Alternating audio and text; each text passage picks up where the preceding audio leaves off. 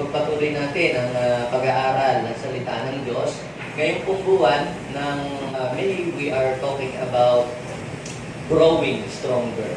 Matapos tayong makakilala sa Panginoon at matanggap natin ang kanyang mga salita, kinakailangan tayo ay lumago sa ating pananampalataya. At yan ay nangyayari kapag tayo po ay dumaan sa pagtuturo at sa pag-aaral ng salita ng Diyos. Ang pag-aaral ng salita ng Diyos, yan po ang nakakatulong sa atin para po tayo ay lumago. All of us here, nung makilala natin si Jesus, we are destined to grow. Sabihin mo nga sa iyong katabi, you are destined to grow. So, napag-usapan natin na ang ating destination ay tayo ay lumago. Lumago sa ating kaalaman at pagkilala sa ating Panginoon. Sabihin mo nga sa uli sa iyong katabi, let's grow in the Lord. Let's grow in the Lord. Tayo po ay dapat ay lumago sa ating pananampalataya, sa ating pagkakilala, sa ating relasyon sa ating Panginoon. At ngayon pong umagang ito, ipagpatuloy po natin ang ating pag-aaral patungkol sa ating paglago. Ang pamagat ng mensahe na aking pong ibabahagi ngayon ay pinamagatan ko pong grow into maturity. Yan. Sabihin mo nga sa iyong huling katabi, kapatid, now is the time to become mature or to become mature in the Lord. Okay? So sabi po sa Hebrew chapter 6 verse 1, nabanggit po doon, sabi po ni Apostol Pablo, therefore let us move beyond the elementary teachings about Christ and be taken forward to maturity. So, ulitin natin.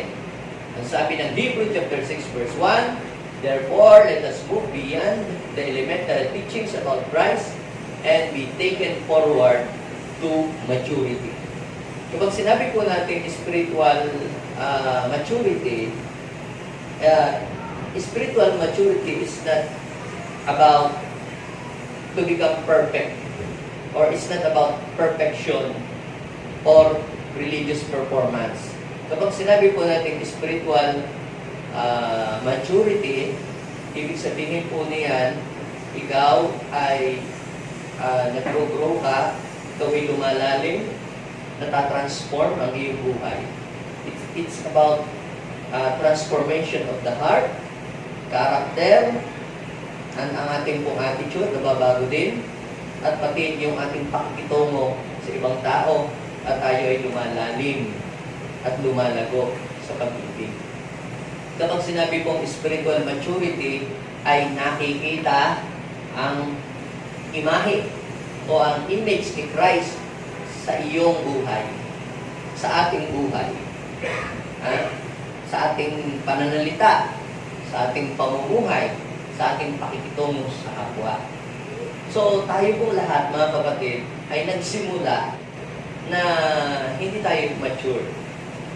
All of us here, we are immature nung tayo ay nagsimula. Ang maturity, hindi po yan instant o automatic na nangyayari right after na ikaw ay tumanggap at kumilala sa Panginoon. Ine-expect ng Diyos sa lahat ng kanyang mga nilikha, sa lahat ng kanyang mga nilalang, ito po ay magmamature. Katulad po ng halaman, ine-expect ng Lord na yung pong halaman ay maging isang puno. Katulad po halimbawa ng isang sisiw. Yung sisiw, ine-expect ng Lord na siya ay magmamature, magiging siyang hen. Ang isa pong eaglet ay ine-expect ng Lord na siya ay magiging eagle. Kaya hindi ng baby, ine-expect ng Diyos na yung baby will become an adult someday. Gayon din sa ating pananampalataya kay Kristo. We started as infant or babes in Christ. Pero hindi dapat tayo maging hanggang dun lang. Hindi dapat maging baby lang tayo forever. Kailangan natin mag-grow into maturity. Ang maturity po, hindi instant na nangyayari. Ito po ay proseso ng ating paglago sa ating Panginoon. What is the difference between mature at saka yung immature? o mature Christian at saka yung immature na Christian. So, kapag ang isang Kristiyano, siya po ay nasa stage pa ng pagiging immature o baby sa pananampalataya, madalas, yung nakikita mo sa isang bata ay makikita mo din sa isang mananampalataya na bago pa sa Panginoon, na hindi pa nagmamature. Halimbawa, ang mga bata, sila po ay, dahil sila ay bata, madali po silang magtampo kapag hindi mo na ibigay ang gusto. Nagpapabili ng candy ay hindi mo binilihan, nako, magtatantrum, iiyak, maglulubas ay, at magwawala kasi hindi na ibigay ang gusto. Diba? Pagka hindi mo pinansin, anong mangyayari? Magtatampo na. Kasi siya ay bata, siya ay baby. Ngayon, sa isang mananampalataya, kapag ikaw ay tampuhin pa, ikaw ay pag hindi nabati, ikaw ay nagtatampo, o ikaw ay parang ano ba nangyayari sa iyo pag hindi ka napapansin? Ha? Ayaw ko na, hindi na ako ating, hindi na mo pala ako importante dito, walang pumamain sa akin. So, yan pong ganyang attitude ay attitude ng mga immature Christian. That is immaturity. Samantala, ang mga mature, sila ay meron na silang manhawak na pangunawa. Siguro siya ay busy, kaya hindi niya ako napansin. So, makikita niyo po, pag matured ka na, iba ka na mag-isip, malawak ang mag-isip. Ang mga immature believers, sila po ay nakapokus sa sarili lamang nila. Ang focus nila, sarili lamang nila. Halimbawa, pupunta sila sa gathering o sa church. Ang iniisip ng mga immature, ano yung makukuha ko? Ano yung matatanggap ko? Yan. Iniisip mo lagi yung para sa iyong sarili. Pero kapag ikaw ay nagmamature na, naiiba na yung takbo ng iyong isip. Ano ang aking naipo-contribute? Ano ang aking may babahagi? Ano ang pwede kong gawin para ako ay makatulong sa ibang tao? Papansin ninyo, di ba sa mga bata, mapupuhan sila ng pagkain, gusto nila ilagay lahat sa kanilang plato yung manok na pang-ulam, di ba? Pero pag matured ka na, matanda ka na, di ba, papansin mo, yan na, di ba, nang ako'y, maubusan, akin na lang yung mga tira-tira, basta kayong lahat ay makakain. Iba ka na mag-isip. Yung mga bata, ang iniisip lang nila, yung sarili nila. Pero yung mga matatanda, di ba, yung may edad na, ang iniisip na nila, ibang tao na. Ganyan din sa pananampalataya. Kapag iniisip mo lang lagi yung sarili mo, anong makukuha ko riyan, anong matatanggap ko riyan, yun, ikaw ay mayroong Korean attitude. Anong makakain ko riyan? So pag ikaw ay may ganyan pang attitude, immature ka pa. Pero pag nabaliktad na, ikaw ay hindi na Korean, ka na dyan. Tumutulong ka na dyan, i-encourage ka na dyan. Ang mga immature, gina nyo, pagka po sila ay may problemang dumating sa kanilang buhay, agad po sila ay nag-give up. Minsan nagtatampo sila sa Diyos. Yun. At hindi na sila dadalo pag sila may pagsubok at sinisisi nila ang Panginoon, mga immature yun. Pero yung po mga mature Christian, pag may pagsubok sila, ang tingin nila sa mga pagsubok na yun, yun po ay may tinuturo ang Diyos. Ang tingin nila pagka may pagsubok, mayroong blessing na paparating para sa kanilang buhay. Ang mga immature, kapag po sila ay nagkaroon ng problema, halimbawa, nagkaroon ng problema sa isang company, sa opisina, o sa organization, o sa church, kapag mayroong problema, nagka-problema, ang gagawin ng mga immature, hahanap lagi ng masisisi. Ikaw kasi ganito ikaw kasi kaya tayo nagkaganito. So, laging naninisi yung mga immature believers. Pero yung mga mature, hindi po sila naninisi. Ang ginagawa na lang nila, nag-iisip sila ng paraan para masolusyonan kung ano yung problema. So, nag-iisip ka na ng solusyon. Gumagawa ka ng solusyon. Ang mga immature, kapag po sila ay iyong tinuruan, halimbawa, ikinorek mo sila, nagtatampo sila pag ikinorek. Ang dating sa kanila, sila po ay pinapagalitan. Diba? Ang mga mature, kapag sila ikinorek mo, sila ay nagpapasalamat. Sa kanila, tinitingnan nila, yun ay constructive. Ang mga immature, pag ikinorek mo sa kanyang pagkakamali, ang gagawin po niyan, eh bakit iba ka? Dami naman dyan, marami pang kasalanan sa akin. Bakit ako ang nakikita? Ayun, ang mga immature. Pero yung mga mature, tinatanggap nila ang kanilang pagkukulang. Inaamin nila ang kanilang mga pagkakamali. Yun ay ilan lamang po sa mga halimbawa ng pinagkaiba ng mature at saka immature na mga believer. Ikaw, ano ka na kaya? Ikaw kaya ay matured na kay Lord? O immature pa rin? O ikaw ay pa-matured na? Yan, sabihin mo nga sa iyong katabi, now is the time to become mature in the Lord. So dapat po tayo ay mag-grow na into maturity. Bakit po? Sapagkat, tingnan ninyo ang problema ng ating bansa. Kalimitan na nagiging problema sa mga organisasyon, sa mga opisina, sa gobyerno. Alam niyo po kung ano ang nagiging, alam niyo po kung ano yung talagang problema? Immaturity. Ito pang mapapansin ninyo po sa mga immature na tao. Kapag ikaw ay nag-confide o nagsabi ng mga confidential matter, hindi nila mapipigilan ang kanilang sarili na ito ay ipangalandakan sa ibang mga tao. They are not able to keep secret. No? Pero yung mga mature, nag-iisip yan bago magsalita. Yung mga immature, hindi nila iniisip kung ano yung kanilang sasabihin, kung makakasakit ba yung kanilang sasabihin sa kanilang kapwa o sa kanilang kausap, o hindi. Basta masabi lang nila ang kanilang masabi, masaktan ang masaktan. Pero sa mga mature, nag-iisip muna yan bago magsalita. Teka muna, yung ba sasabihin ko, makakabuti ba yun sa makakarinig o hindi makakabuti? So kung hindi makakabuti, hindi na niya sasabihin yun. Or gagamit siya ng salita na hindi makakasakit sa damdamin ng kanyang kapwa. Yun. Yung mga mga immature, kapag may problema, nako, yan ay nagdadaldal, yung laging pinopost sa Facebook, ang mga kung ano-ano, pati yung mga kanyang mga problemang personal problem sa buhay niya, ay pinapangalandakan.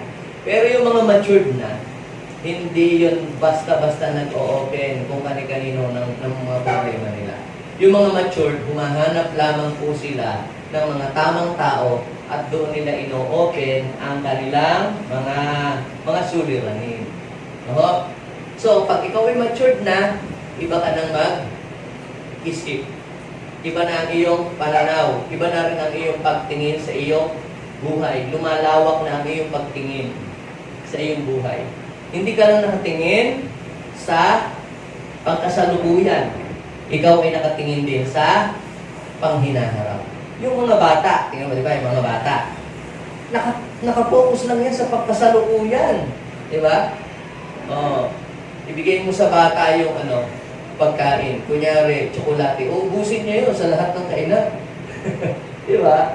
Pero yung may mga edad na, iisipin niya hindi lang yung ngayon Iisipin niya yung mga panahon na darating. So yung mga tao pong mature, mga matured na sila po ay nag-prepare para sa kanilang hinaharap.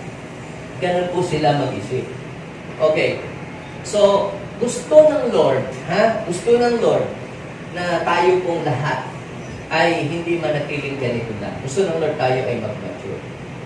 Kalimitan na nagiging problema sa church, sa mga organization, sa bansang Pilipinas ay immaturity. Sabi po ni Paul sa 1 Corinthians chapter 3 verse 1 to 3. Basahin po natin yun. Mga kapatid, hindi ko kayo makausap bilang mga taong nagtataglay ng Espiritu. Kailangan kausapin ko kayo bilang mga taong namumuhay pa ayon sa laman. So, ibig sabihin, ang isang taong immature, siya po ay karnal pa. May mga tao ba kayo o kasamahan sa opisina o kasamahan sa bahay o sa community na ingat kayo na magsalita kasi pag nagsalita kayo ay madaling masaktan o ma-hurt. Kailangan mong gumamit minsan ingat kang magbiro dahil kapag ikaw ay nakapagbiro o nakapagsalita ng isang bagay ay magtatampo na yung kasama. Di ba? So, totoo lang, ang hirap kasama sa mga lakaran, yung mga immature. Sila yung marereklamo, sila yung bang lagi mong papakibagayan, papakitunguhan sila palagi. Sabi ni Paul, hindi ko kayo makausap kagaya ng mga spiritual, mga mature. Kailangan kausapin ko kayo ng kagaya ng mga bata, namumuhay pa kayo sa laman, mga sanggol pa sa pananampalataya sa Panginoon. Ano yung patunay na ang isang Kristiyano ay immature pa o sanggol pa sa kanyang faith? Basahin po natin yung verse 2. Ang sabi po doon ay gatas ang ibinigay ko sa inyo noon at hindi matigas na pagkain sapagkat hindi pa ninyo ito kaya o hindi pa ninyo kaya yon. Subalit hanggang ngayon, hindi pa rin ninyo kaya. Ano pong ibig ko sabihin? Ang mga immature believer, ang gusto lang nilang marinig ay yung mga mabababaw na mensahe, yung patungkol lang sa mga blessing, yung gaganda ang buhay mo. Pag ikaw ay nag-share ng review at saka correction, baka magtatampo na yun. Hindi na natin sa susunod ng linggo kasi siya nasaktan doon sa mensahe. Kaya dapat ang mensahe laging yung hahaplusin lang yung kanyang puso na hindi siya dapat masasaktan. Di ba? Ganun yung bata. Huwag kang magsasalita kung ano, baka yung batang yan masaktan or ma-open. So pagka ganun po, hindi tayo mag-grow sa ating pananampalataya. Hindi tayo mag-mature. So kinakailangan natin ng mga solid food. Ano yun? Kinakailangan natin ng mga malalalim na katuruan. Yung pong mga aral na talagang makakahiwa ng puso natin. Di ba? Minsan, yung mga words na narinig natin, it hurts talaga. Ano? Parang ang feeling natin tayo pinatatamaan. Pero actually, yun yung makapagpapamature sa ating pananampalataya. Yung minsan, tayo yung nasasaktan doon sa message. Nare-review tayo doon sa message. Ang tawag doon, yun yung mga solid food. Karne. Karne yung pinuro ni Pastor. Bakit? Correction. May babaguhin. Merong isusurrender sa iyong buhay. Alam nyo, nung ang Panginoong Jesus ay nangangaral, ang pangaral ng ating Panginoong Jesus, come to me and I will give you rest. Ganon. Mapalad ang mga dukha, mapalad ang mga aba. Yeah. Daming nakikinig kay Jesus. Pero nung si Jesus po ay nag-preach na ng kung gusto ninyong maging ganap, iwanan ninyo ang lahat at sumunod kayo sa akin. Take up your cross and follow me. Majority po ng mga nakikinig sa kanya ay umalis na po. Ang sabi po nila, mabigat na pananalita ito. Ayaw na namin. Kaya po sila ay umalis na. Pero sabi ni Jesus sa kanyang mga alagad, o kayo, mga disipulo ko, aalis na rin ba kayo dahil doon sa mga teachings? Kasi ang teaching ng Panginoon, pabigat ng pabigat, palalim ng palalim. Kaya sabi naman ni Peter, kanino pa po kami pupunta, Lord? Nasa sa iyo na ang mga aral na nakapagbibigay ng buhay. Kaya mga kapatid, kinakailangan natin ng mga preaching na nakapagpapabago ng buhay. At yung preaching o message na nakapagpapabago ng buhay, kadalasan, yun yung nakakahiwa ng ating kalooban. Nakakasakit minsan sa ating damdamin. Pero, yun yung nakakapagpalago. Yun ang nakapag-aayos ng buhay. So, sabi ni Paul, hindi ko kayo makausap. Kagaya ng mga matured na, yung mga spiritual believer. Dapat soft food palagi, ang aking pagsasalita palagi sa inyo. Ano po ang patunay ng mga Kristiyano ay immature? Ayan. Sapagkat nananay pa sa inyo ang laman. Ang inyong pag-iinggitan. Yun. Pag meron pa palang inggitan, laging may tampuhan, yan. Pag-away-away, ito ay palatandaan na ito ay worldly pa at namumuhay pa sa laman. That is immaturity. So, gusto ng Lord, tayong lahat ay mag-grow into maturity. Sabi ng Hebrew, chapter 6, verse 1, therefore, let us move beyond the elementary teachings about Christ. What is elementary teaching about Christ? Yung, for God so loved the world that He gave His only begotten Son, that whosoever believe in Him shall not perish, but have everlasting life. Gusto mo magkaroon ng buhay na walang hanggan? Tanggapin mo si Kristo. Mahal ka ng Lord. Pero, ito, patawarin mo ang tatay mo, magbago ka na, aba, hard teaching na yon.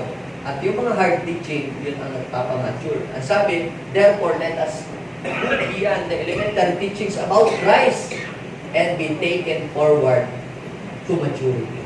Now, how to grow into maturity? Paano ba tayo mag-grow?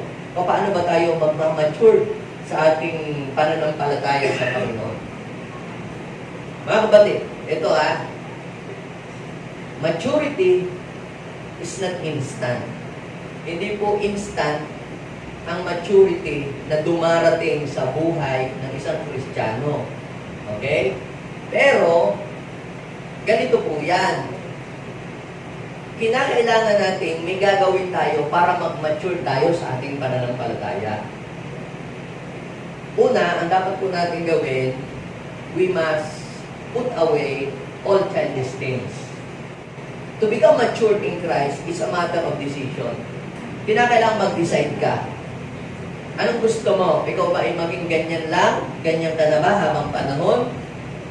Na laging ikaw ay kinakailangan pakitunguhan lagi?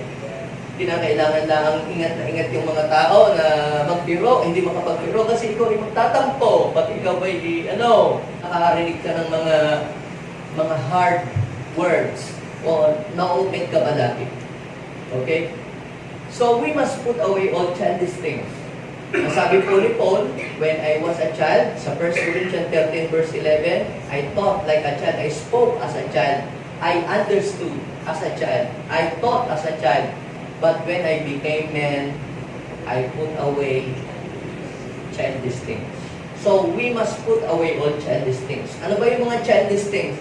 Yung ikaw ay nagtatampo kapag ka pinagsabihan. Pag hindi na aprubahan ang iyong suggestion, nagtatampo, nag-walk out na, nagre-resign na, ayoko na! Diba? Na i-correct, nasabihan ka na kinakailangan mong magbago, o mag-ayos ka ng iyong sarili, ay ikaw ay nagagalit, yung iba ay naglalayas, pagka napagsabihan ng magulang, huwag mo nang mag-jowa, mag-aral mo yung magulang, okay, pinaghihipit na, makalayas na nga. Yan. Immaturity yun.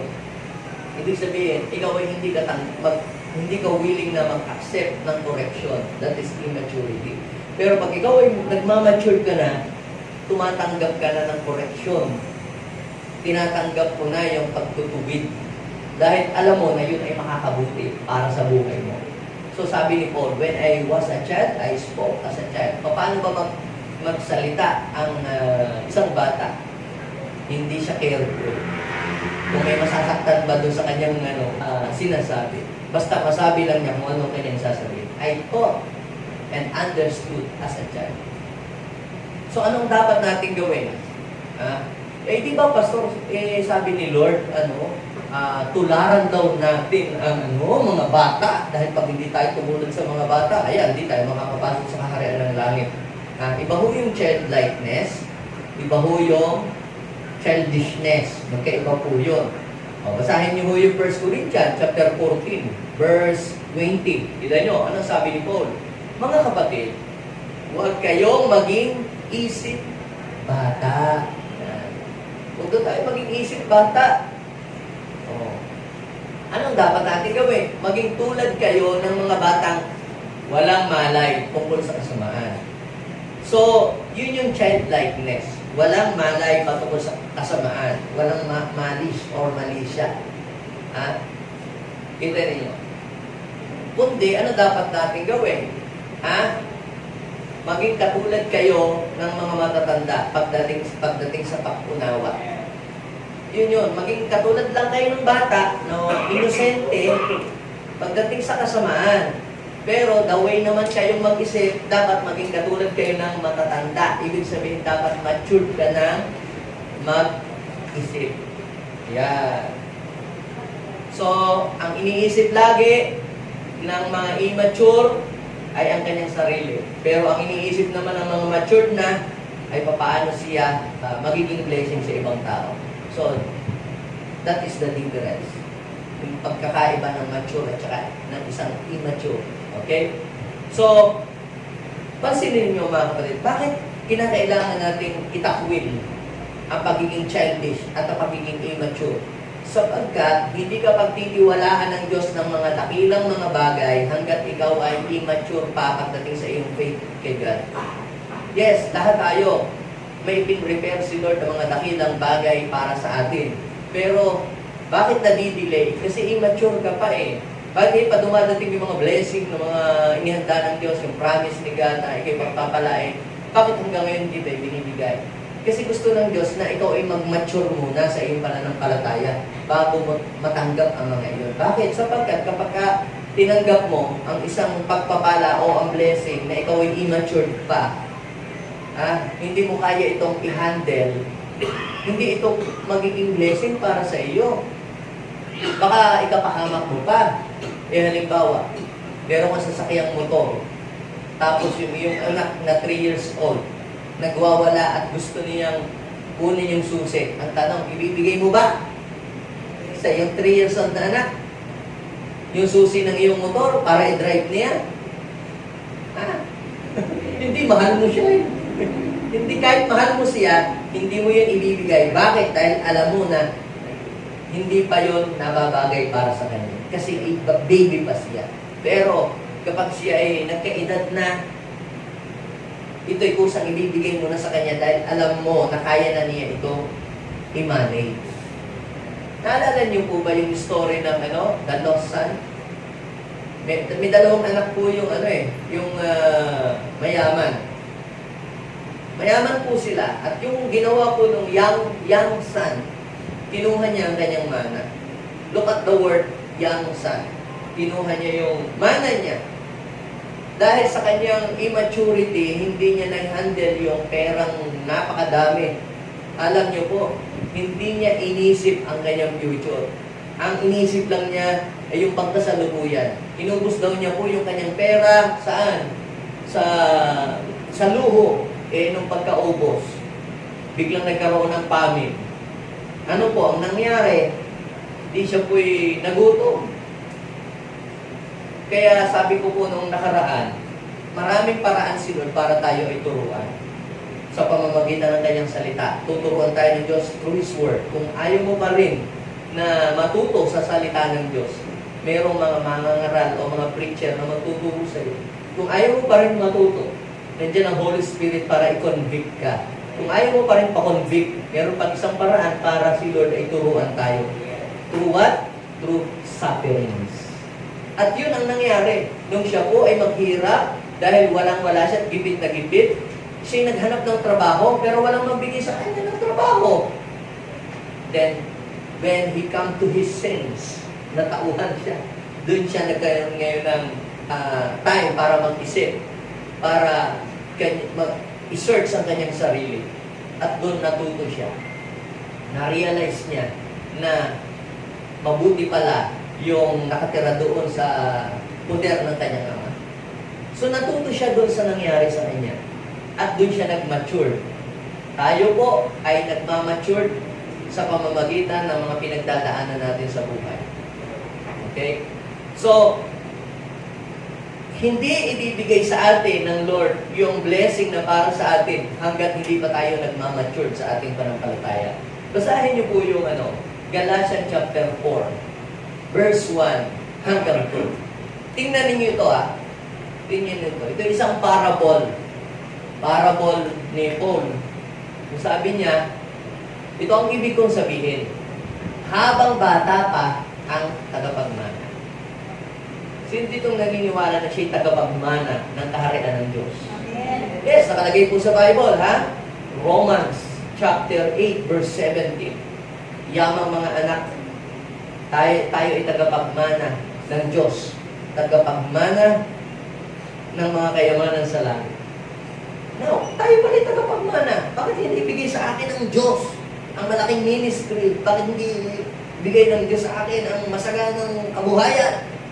Ang tanong, ikaw ba'y matured na para i-handle ang mga bagay na yun? So, kinakailangan mag-mature ka, mag-grow ka into maturity. Baka pagka ikay binigyan ng 1 milyon, nako, ikaw ba'y hindi mo alam anong gagawin mo? Saan mo paggagastusin yun? Yung matured na, yung matured, Ang iniisip niya palagi, pagka yan ay nakahawak ng pera, how to multiply what they have.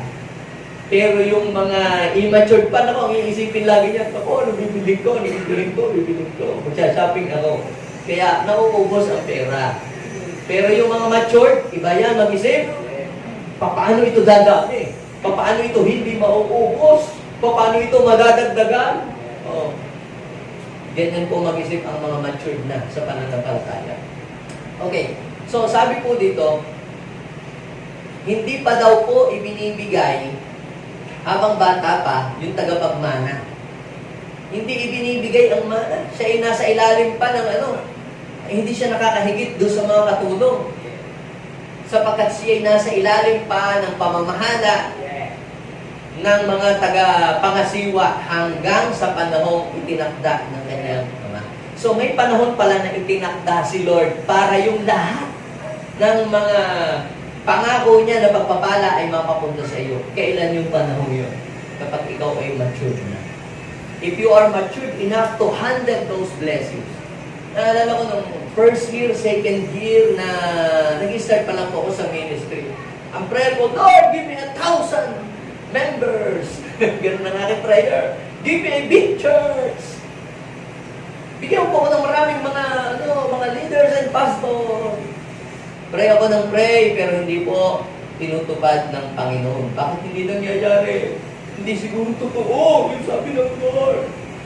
Pero, now I know, now I realize, bakit hindi yun ibinigay agad sa akin ng Lord. Because that time, nung first, second, third year ko pa lamang sa church, sa ministry, I am immature. Ang dali ko nga akong magalit kaunti lang pagkakagalit. Galit, di ay agad. Ganon. Ang kitid ng aking pag-iisip.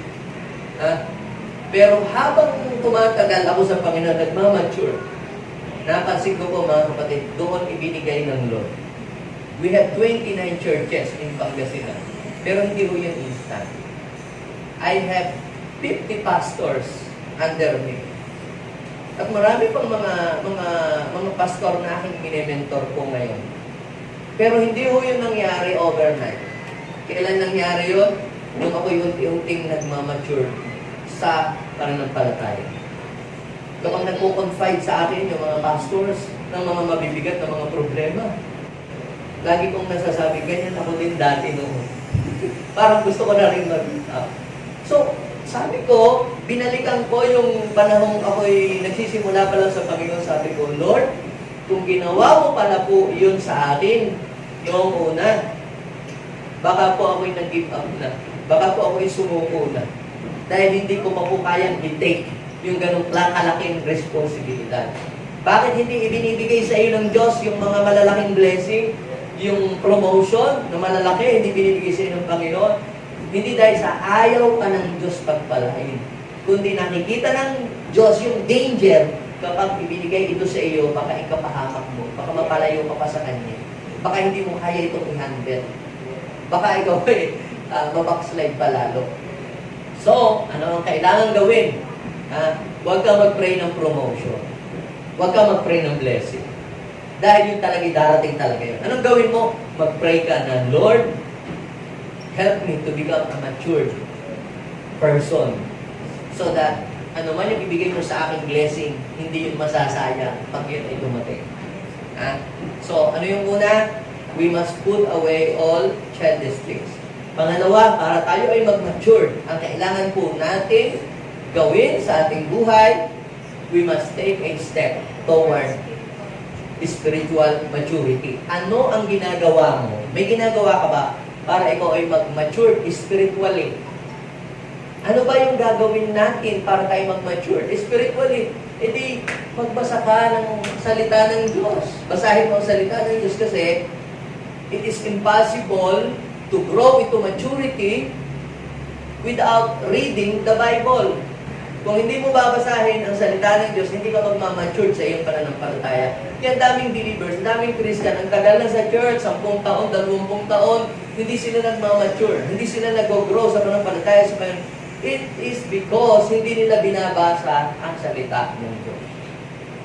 mas makakatulong para bumilis ang ating maturity. Kita nyo yung bata pa lamang na nagbabasa ng salita ng Diyos, mabilis silang nagmamature agad ng kanilang pananampalataya.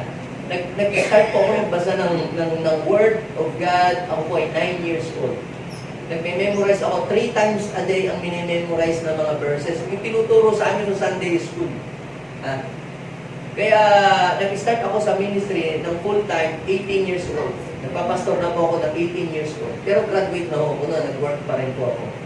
So, paano ko po nagawa? Paano nangyari yun? Ba't dumating sa akin na ako'y nag-mature sa Panginoon at that age?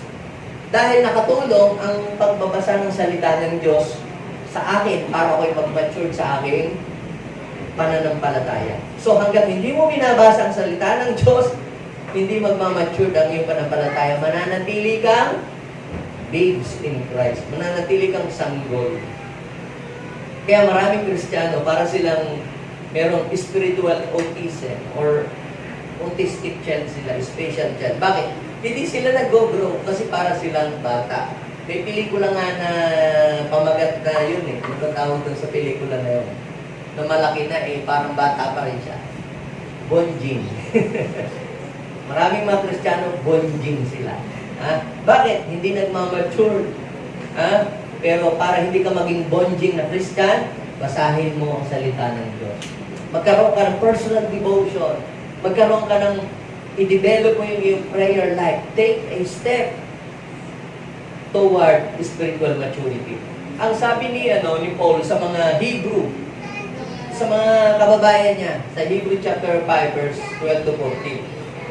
You have been believers so long now that you ought to be teaching others.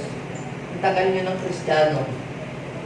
Tagal na kayong nakakilala kay Lord. Dapat nga, tagapagturo na kayo ngayon. Nagtuturo na kayo dapat ang salita ng Diyos ngayon. Nagtawag ka na kay Lord.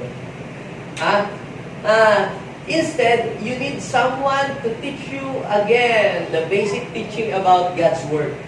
Pero hanggang ngayon, basic pa rin lagi yung tinuturo sa inyo. Paano maligtas, paano mag-pray. Yun ang mga basic na tinuturo. You are like babies who need milk and cannot eat solid food. Ano pong ibig sabihin nun? Ano yung soft food? Ano yung solid food? Yung soft food, yung mga aral na mga basic, paano maligtas, paano tayo mapapatawad ni Lord. Basic yun. Pero yung solid food, paano mababago ang ating buhay. Now, ano po ang sabi po sa verse 13? For someone who lives on milk is still an infant and does not know how to do what is right. Hanggang hindi pa rin nila alam kung ano yung mabuti, hindi pa rin alam kung yung masama. Kaya, lagi ituturo mo palagi sa kanya isa-isa. Dati noon, pag ikaw ay may problema, magtatawag ka na mag-encourage sa iyo at ikaw ay ipag-pray sa iyong problema. Pero habang tumatagal ka sa Panginoon, dapat nalalaman mo na how to handle that problem. Okay? Ibig sabihin, nagmamature ka na. Sabi ng verse 14, solid food is for those who are mature. Food taught, training, heavy skill to recognize the difference between right and wrong. So, alam mo na kung ano yung mabuti, alam mo na kung ano yung masama. So, ang mga immature, pag nanghihina na nga lang sila. Hahayaan na nilang silang nanghihina. Pero yung mga mature, pag nanghihina sila, ang gagawin nila, sila po ay hahakbang para palakasin ang kanilang spiritual life. Hindi lamang po naman kayo ang nanghihina. Even I myself, ako ay nanghihina. Ang kaibahan nga lamang, pag ako ay nanghihina, ang ginagawa ko ay di ako nag-worship ng akin, nagbabasa ko ng salita ng Diyos, nagpe-pray ako, nagpa-fasting ako, para ma-restore ang aking spiritual life. Ganyan po ang matured na. Ikaw na ang gagawa sa iyong sarili. Ang mga bata, mga baby, mga sanggol, pag yan ay nagugutom, anong nangyayari? Diba ganun ang mga baby? Ikaw na may tatakbo. Baby hindi pa niya kaya. Hindi pa yun. Pagka yun ni may pupo, hugas! O pagka yun ni, basang damit o salawat, iiyak na yun. Bakit? Hindi niya kaya mag-diaper, hindi niya kaya mag-bihis, mag-isa. Eh kung ikaw, 20 years old na, 30 years old na, anong gagawin mo? Mami, hugasan mo ako! Eh, hindi na maganda yun, di ba? Pag basa ba ang iyong damit, nasabihin mo bang, Mami, basa, di ba, bihis ka? Di ba? Pag ikaw ba'y natumba, iiyak ang ngangal-ngal ka ba? Hindi, tatayo ka ng iyo. Pag ikaw ba'y nagutom, kasabihin mo, Mami, gutom ako! Ganon ang baby. Pero pag ikaw, matanda ka na at nagutom ka, pupunta ka sa kusina at ikaw ang kakain na mag-isa. Pag ikaw ay matured na sa Panginoon, alam mo na dapat ang gagawin kapag ikaw ay nanghihina. Alam mo na ang gagawin mo kapag ikaw ay may mga problema at ikaw ay may mga pagsubok. Yung mga immature believer, paghuyan, nagka-problema, paglalasing niya, nagiginom niya, ganyan, magwawala yan, ganyan. Pero yung mga mature, pag yan nagka-problema, ang gagawin yan, magsisik kay God, magbabasa ng salita ng Diyos, hahanapin ang kalooban ng Diyos, mag-aas ng direction kay God. Yun ang mature believer. So, ang tanong, are you mature or immature in Christ? So, ang pangatlo ay ito. Para tayo ay mag-mature, kinakailangan, you must be willing to grow in your relationship with God. Kinakailangan mag-grow tayo sa ating relationship sa Panginoon. Kita nyo, ang tao po na laging nakikipag-usap sa Panginoon, ang tao po na laging kinakausap niya ang Diyos araw-araw, yan ho ay nagmamature. Bakit? Natatransferan ka ng karakter ni God. Kapag ang iyong buhay, lagi kang nag-worship kay Lord, meron ka personal devotion, yan. Magmamature ang iyong pananampalataya. Kaya pansinin mo, pagka may mga pagsubok na dumarating sa iyong buhay, ikaw ay matatag. Hindi ka na, kara-kara kay sumusuko, nagigiba. Dahil ikaw ay pinapalakas ng Panginoon. Yung iyong relationship kay God, yun ang nagbibigay sa iyo ng kalakasan. Kaya ikaw ay nagiging matatag, nagiging kang matibay. Sabi po ni Paul sa Philippians chapter 3, verse 10 to 13, ang tanging hangarin daw po niya, tinuro niya sa mga taga-Pilipos, ay lubusan niyang makilala si Lord. Ibig sabihin, mag-grow ang kanyang pagkakilala sa Panginoon. Maranasan daw po yung kanyang kapangyarihan. So, anong sinasabi niya sa kanyang salita? Ang sinasabi niya, hindi pa daw po siya ganap. Imagine niyo, para ikaw pala ay mag-grow sa Panginoon, kinakailangan aminin mo sa iyong sarili na ikaw ay kulang. Aminin mo na kailangan mo pang lumago at madagdagan ang iyong kaalaman. So sabi niya, hindi ako sa ganap na, hindi pa ako alam ang lahat ng bagay. Marami pa akong hindi alam. Pero ang sabi niya, sa verse 12, ang ginagawa ko ngayon ay nililimot ko yung nakaraan at sinisikap na makamtan ang nasa hinaharap. Isang bagay ang ginagawa ko, sabi ng verse 13, nagpapatuloy ako sa hangganan upang kamtan ko yung reward ng pagkatawag ni Lord sa akin. At ang sabi niya doon sa verse 15, pag binasa niyo, ganyan ang dapat maging isip ng mga taong ganap na ang pananampalataya. Matured na sila. Ikaw ay nagpapatuloy. So, ang matured na sa pananampalataya, kahit may pagsubok, kahit may problema, kahit may kagipitan, nagpapatuloy sila. Hindi sila nakatingin sa kasalukuyan. Sila ay nakatingin doon sa mga bagay na darating. Kaya sabihin mo nga sa iyo katabi, ayaw na Lord, na hanggang ganyan ka na lang. Sabihin mo nga sa iyo katabi, may iuusay ka ba? May igagaling ka ba? May iuunlad ka ba? May iaangat ka ba? May igagaling ka ba? Amen? Sabihin mo nga sa iyo katabi, let's grow to the maximum level. Ang paglago ng mga believers ay inihalin tulad ng ating Panginoong Jesus sa paglago o sa buhay ng isang halaman. Meron pong tatlong level ang pag-grow ng plant. Una po ay yung pagtubo, pagsibol.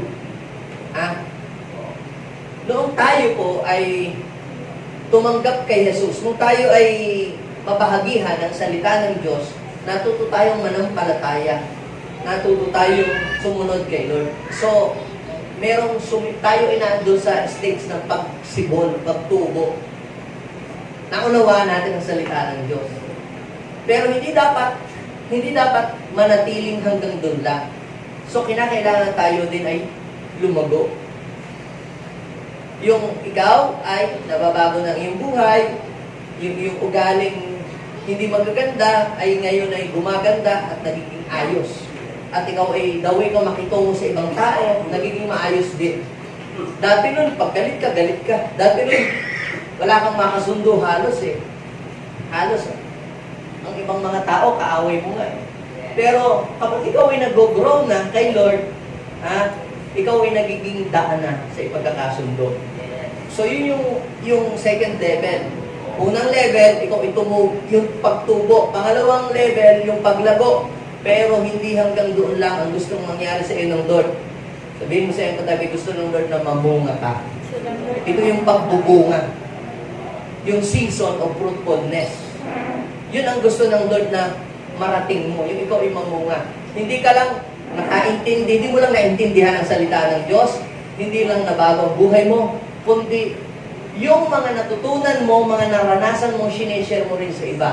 At yung ibang tao ay inaabot mo sila at pinadala mo sila sa Panginoon na maging katulad mo din sila. Kung paanong nakilala mo at naunawaan mo salita ng Diyos, ay gumagawa ka ng way para yung iba din ay makakilala din sa Panginoon, kapares mo.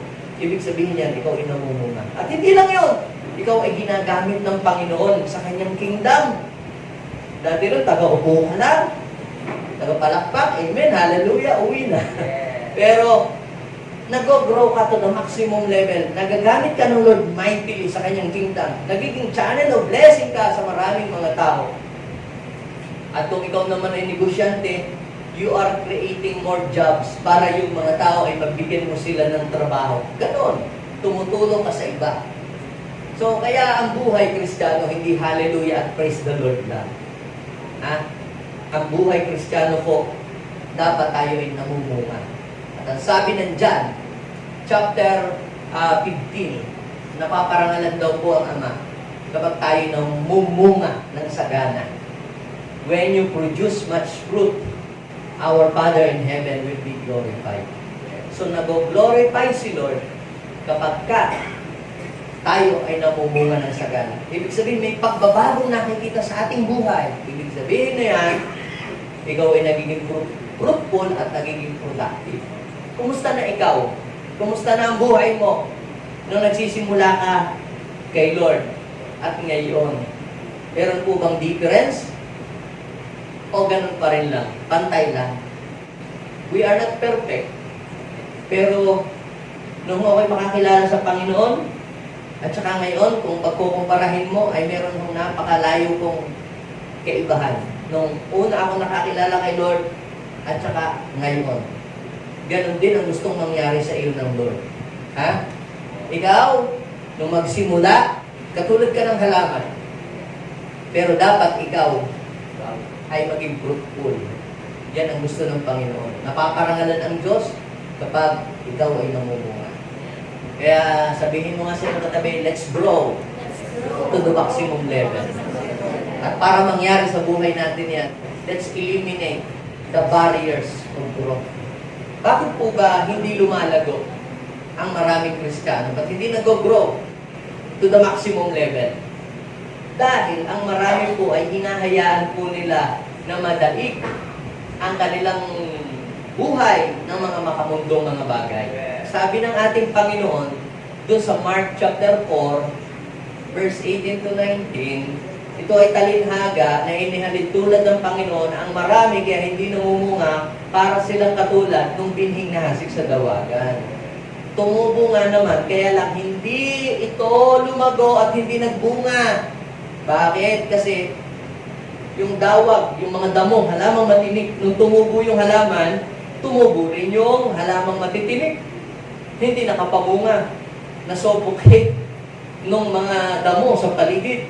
Ganyan din daw po, yung taong nakarinig ng salita ng Diyos, ngunit sila'y naging abala sa mga bagay ukol sa mundong ito, at naging maibigin sa kayamanan, at mapaghangad sa iba pang mga bagay. Ano pat ang salita ay nawalan ng puwang sa kanilang puso. Hindi po masama na tayo ay yumaman. Hindi ho yun ang issue diyan. Kaya lamang ay dapat ang gawin mo, unahin mo ang Panginoon sa iyong buhay. Di yan, nabaligtad.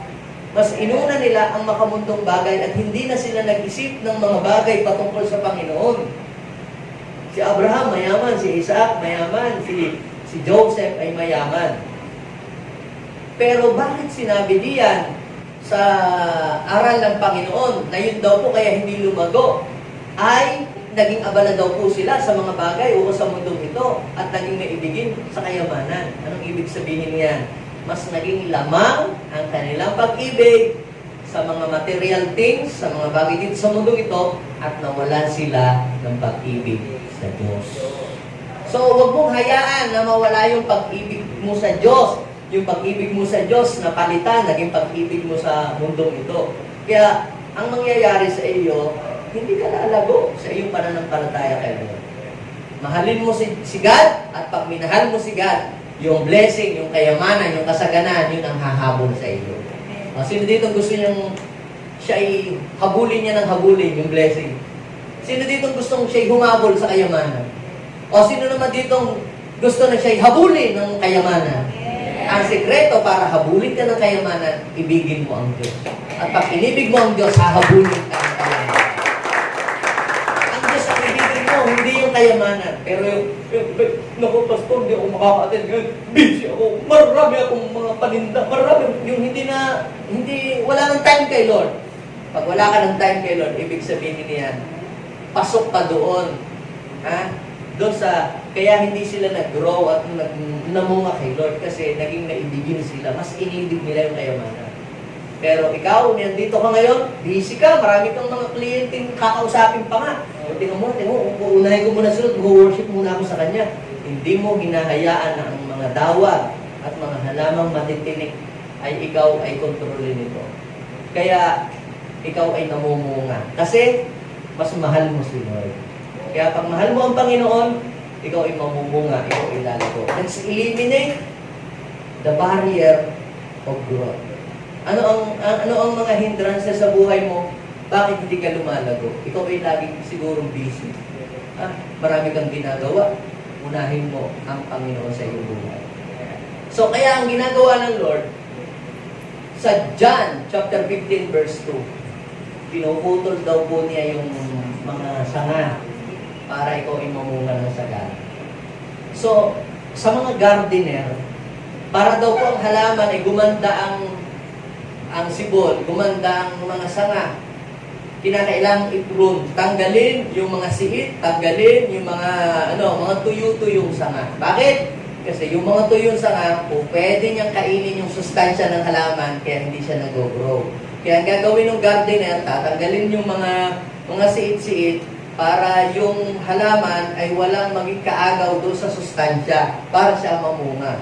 Kaya sabi ng Lord, inaalis niya ang bawat sangang hindi namumunga at Kanya naman pinuputulan at nililinis ang bawat sangang namumunga upang, anong mangyari? Mamunga ng sagana. Kaya tayo pinapadaan sa pagsubok. Pruning yan. May tinatanggal lang, may naalis si Lord. Minsan kahit ang ganda-ganda ng ginagawa mo, ikaw pa'y nasisermonan, napapagalitan ka pa. Ako na nga yung gumagawa. Ako nga ang kumikilos. Ako ang napapagalitan. Sometimes the Lord is allowing those things para mas lalo pa tayong maging fruitful at mas lalo tayong maging productive ang buhay. So, ano pa ang kailangan natin? Para tayo mag-grow, kinakailangan po dito unstoppable learning. Sabihin natin, unstoppable learning. When you stop learning, you stop growing. Sabi po ni King Solomon sa Ecclesiastes chapter 12 verse 12, hindi matitigil ang paggawa ng iba't ibang aklat at ang labis na pag-aaral ay pahirap sa katawan. Kung gusto mong matuto, meron pong price ito. Kinakailangan mo ng self-discipline. Sabihin natin, self-discipline. Self-discipline. Tingnan ninyo po, bakit kaunti lang ang doktor? Kasi mahirap ang mag-doktor. Di ba? Laging mag-aaral, magbabasa ng libro. Di ba? Bakit kaunti lang ang accountant? Mga kumukuha ng accountancy. Kasi ang hirap mag-aaral. Di ba? Ang daming mga computation. Maraming mga librong babasahin. Bakit konti lang ang architect? Bakit konti lang ang engineer? Mas marami tambay. Kasi ang pag-aaral, pahirap sa katawan eh. Gusto mong umunlad, you must pay the price. Magbabasa ka. Kahit kaunti lang yung mga speakers, kahit kaunti lang sila. Dahil po, kung ikaw ay gusto mong maging magaling kang speaker, motivational speaker, kailangan mo magbasa ng magbasa. At ang pagbabasa, boring yan. Yung iba nagsuswimming, napunta sa beach, nagliliwaliw, ikaw ba magbabasa pa? Pinahihirapan mo yung sarili, dinidisiplina mo. Mahirap po yun. Yung magbasa, mahirap po yung magbasa. Oh. Alam niyo po, sa totoo lang, parang ang boring ng aking buhay. Yung iba nagsuswimming, nagbibits ako, nagbabasa, nagpipray. Pero, ang nakita ko po, mga kapatid, kapag ikaw pala ay nag-aaral, you are increasing your value. You are elevating yourself. Dinadagdagan mo yung kaalaman. Sabi, ang labis na pag-aaral, pahirap sa katawan. Talaga naman, pahirap. Pagmamasteran ka, kuha ka ng mga doctoral degree, pahirap sa katawan. Pero alam niyo po, nag-increase ang iyong value. Kaya kaunti lang yung nagdo-doctoral, nagmamasteral, nagkakaroon ng PhD. Kasi mahirap eh. Pero yun ay price para ikaw ay mag-grow. Are you with me? Sa mga tao uhaw at matuto, handa silang i-take yung hirap na yun ng pag-aaral sa sarili nila. Kaya sila ay umaangat ang kanilang buhay. Sabi po ni sa Book of Daniel, chapter 12, verse 4.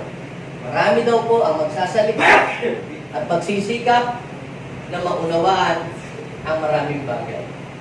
So, kinakailangan tayo ay maging learner. Ang pag-aaral po, mga kapatid, hindi ho yan natatapos sa pag-graduate ka ng college. Tapos na, graduate na ako ng senior high. Tama na yon. Alam niyo po, when you stop learning, you will stop growing. Hanggang doon ka na lang. Patuloy tayong mag-aaral. Bakit?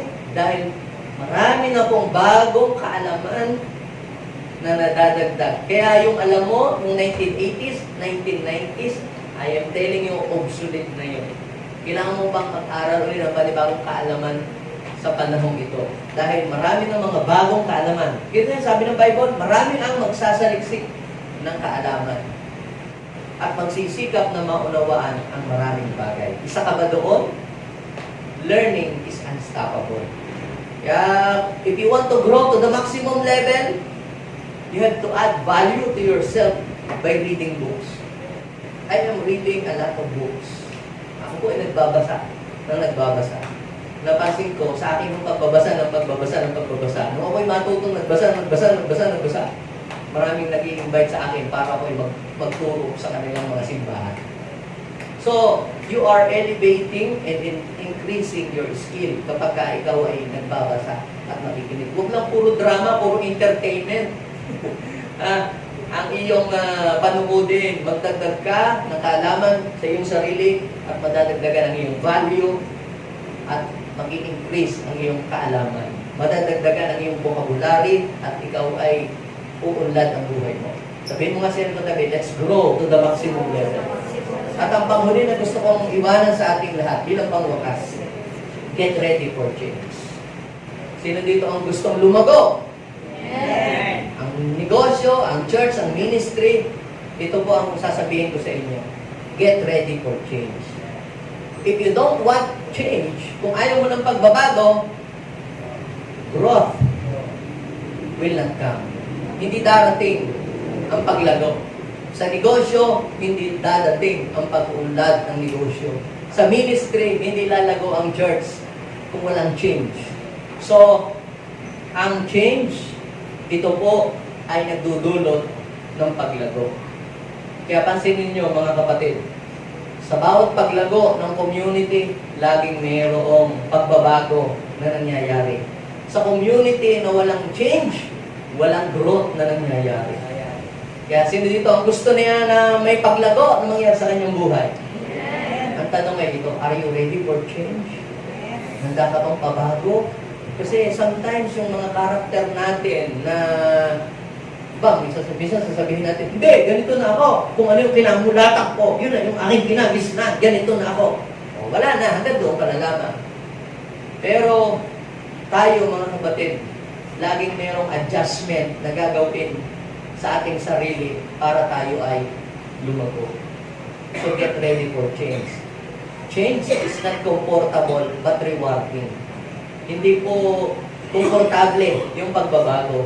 Pero ito po ay rewarding. Ang change po, mga kapatid, is not easy.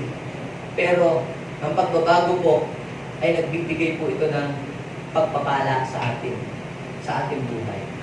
Sabi ng Bible, sa 2 Corinthians chapter 5, verse 17, therefore, if anyone is in Christ, he is a new creation.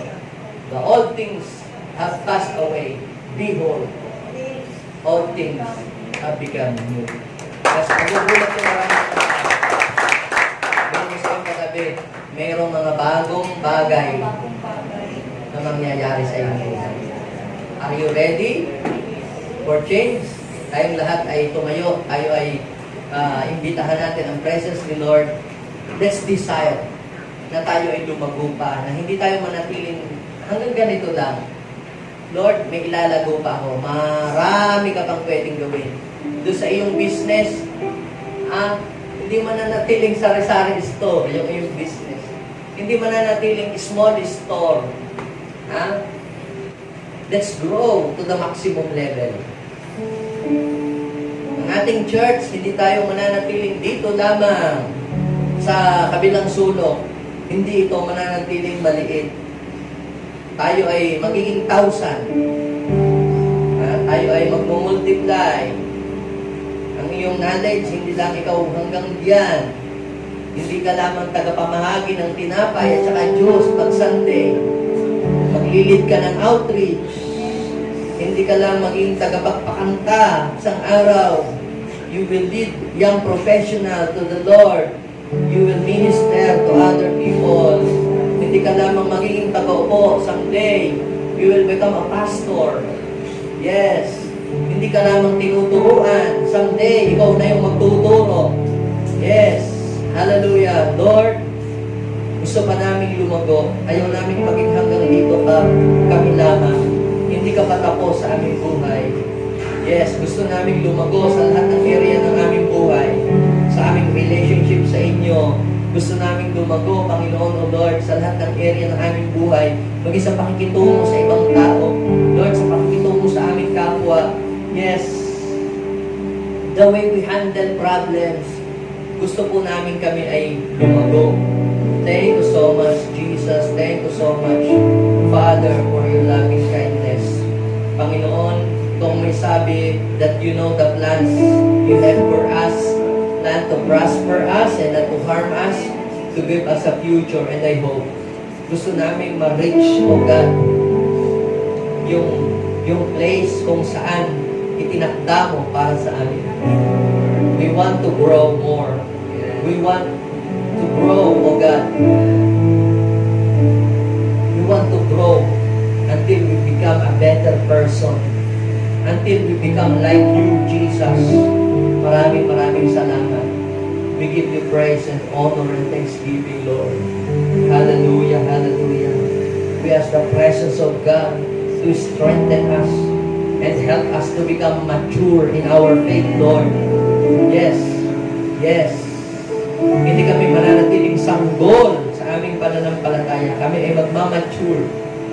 Yes, at magiging matatag at magiging malawak ang aming pag-iisip hanggang sa kami maging pagpapala sa ibang tao, Panginoon. Yes, pwede bang ilagay natin ating kamay sa ating puso, kayo ay manalangin. Sabihin natin, Panginoong Jesus, maraming salamat po. Dahil ako'y pinili mo sa dinami-dami ng tao dito sa mundo. Isa ako sa tinubos mo at binigyan ng pagkakataon na makilala ka. Panginoong Jesus, tulungan niyo po ako na umunlad at lumago ang pananampalataya sa inyo. Baguhin mo po ang aking mga ugali, ang aking salita, ang aking buhay. Nais ko pa pong lumago hanggang sa maging katulad mo. Gawin mo akong pagpapala sa iba mula sa oras na ito. This is my prayer in Jesus' name. Amen. Ito na lang ang dadasal. Lord, bless niyo po ang iyong mga anak sa lugar na ito. Hinihiling ko na lalago ang mga JA1 people. They will become a blessing to other people, Lord God. They will become at the top and not at the bottom. They will become a blesser and not a borrower. They will become a head and not a tail in Jesus' name. Lord, I declare open heaven sa kanilang buhay. I declare God's abundance be upon them. Yes, they will reach their full potential, Panginoon. At tanggapin nila kung anuman ang kanilang mga pangarap sa kanilang buhay. Ito'y mangyari in Jesus' name.